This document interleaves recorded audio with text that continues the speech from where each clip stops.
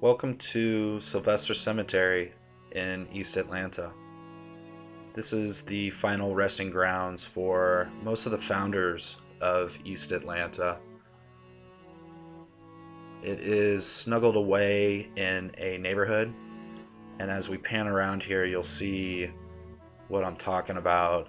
It's kind of odd, to be quite honest with you. There's no walls or anything to keep people out, and that creates some issues, which we'll kind of get into here in a moment. But for right now, Sylvester Cemetery, it says on the sign that it was established in 1842.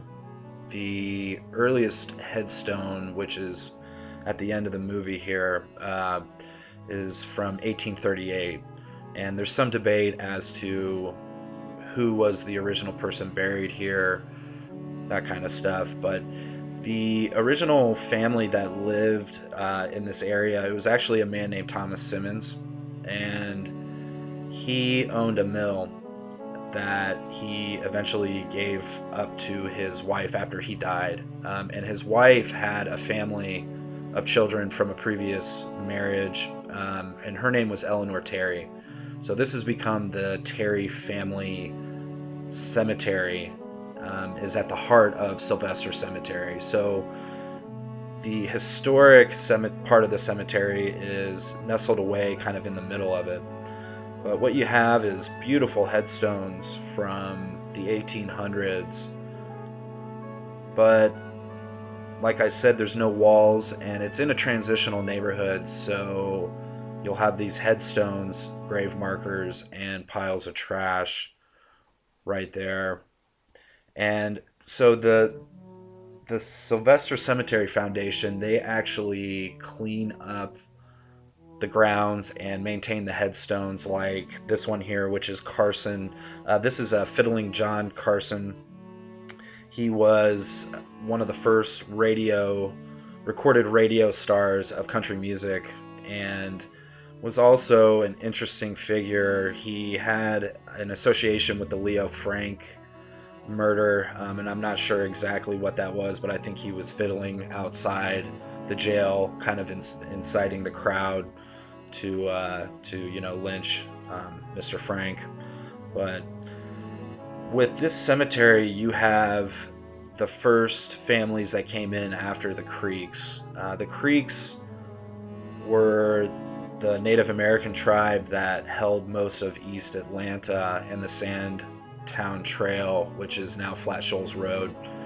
And they started losing control of the land through land treaties that some of their own chiefs signed, and then also obviously swindled type deals where over the 1820s and the 1830s, most of their land, particularly east of the Chattahoochee, was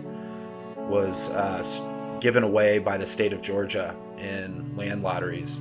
And the first man to, I believe, hold this land was a man named Thomas Simmons. And it was sometime in the 1830s when he won a land lottery, or was bestowed this land. And by the late 1830s, he had a bustling mill. He had created a huge lake, dammed the water, and it was pretty profitable. But he didn't really see the profits because he died in 1841. Left the estate to his wife and his wife's children, who took over their last names. That they were the Terry family. Elenor Terry was her name. Thomas Terry was her son, and then her daughter Nancy Terry had married Spanish Jim Brown, and they lived at the corner of, I think, Memorial and Flat Shoals Road, right at the intersection. So they're considered basically the founding family of East Atlanta, and they are all buried here in Sylvester Cemetery.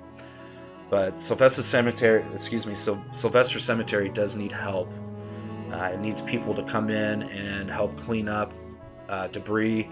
And then not only that, the vines just seem to grow fast. Occasionally, a vandal will come in and destroy a headstone like this one. This one is the oldest headstone in the cemetery. It's from 1838. It might not be the oldest burial in the cemetery, which if you read the story that this video is attached to, we go into kind of the history and how Franklin Garrett, the preeminent Atlanta historian, thought that the first person buried here was Thomas Simmons in 1841. So I hope you enjoyed this film by History Atlanta. Thank you.